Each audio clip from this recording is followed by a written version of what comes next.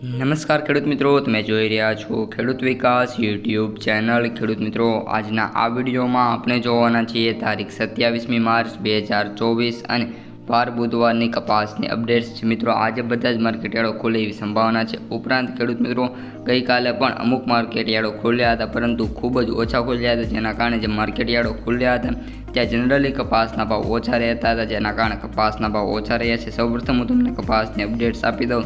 MCX વાયદો 60,000 મિત્રો બોલાયો છે, જ્યારે ન્યુયોર્ક વાયદાની વાત કરીએ તો $93.34 અને કપાસના ભાવની વાત કરીએ તો મહુવામાં 1491, તળાજામાં વાત કરીએ તો 1518, પાલીતાણામાં વાત કરીએ તો 1450, કપડવંજમાં વાત કરીએ તો 1200 અને અંજારમાં 1525 સુધી મિત્રો ભાવ જોવા મળ્યો છે.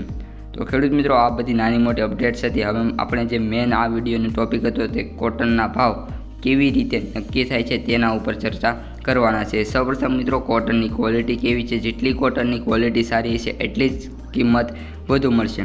કપાસના પાકને રંગ, ટ્રેસ, કન્ટેન્ટના આધારે વર્ગીકરણ ગ્રેડમાં વિભાજિત કરવામાં આવે છે અને મહત્વપૂર્ણ ફાઇબર ગુણવત્તા નિયંત્રણ અને કરવામાં આવે છે. અને HVIમાં સિસ્ટમ છે, જે એક પરીક્ષણનું મશીન છે જે કપાસના ફાઇબરની મિલકતોનું માપ રાખે છે અને જેના લીધે કપાસના જે ભાવ હોય છે તે નક્કી થતો હોય છે.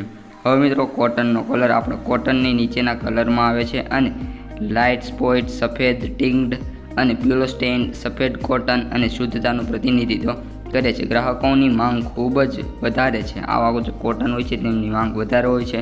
જ્યાં કોટન જઈ શકતું નથી તેવા ઉત્પાદનોમાં નોન વ્હાઇટ કોટનનું ઉત્પાદન કરવામાં આવે છે.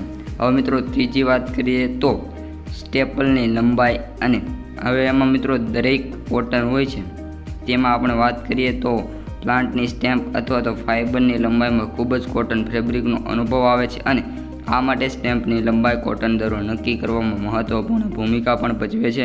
જેમ જેમ સ્ટેપલની લંબાઈ વધે તેમ તેમ રેશમી અનુભવ થાય છે અને જેના કારણે જે કપાસ હોય છે તે કાપડમાં સારું એવું યોગદાન આપતો જોવા મળે છે. એટલે મિત્રો, આ પણ એક પરિબળ છે જે કપાસના પાકને અસર કરે છે.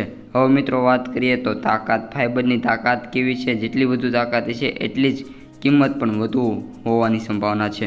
હવે મિત્રો, માઇક્રોનિયર એટલે કોમ્પ્રેડિયસ કોટન ફાઇબરની પરમિબિલિટી છે જેટલી ઊંચી છે એટલું જ તેનું શ્વાસપાત્ર જે કપડું છે તે સારું હશે. અને હવે મિત્રો, છેલ્લું છે ટ્રેસ કન્ટેન્ટ.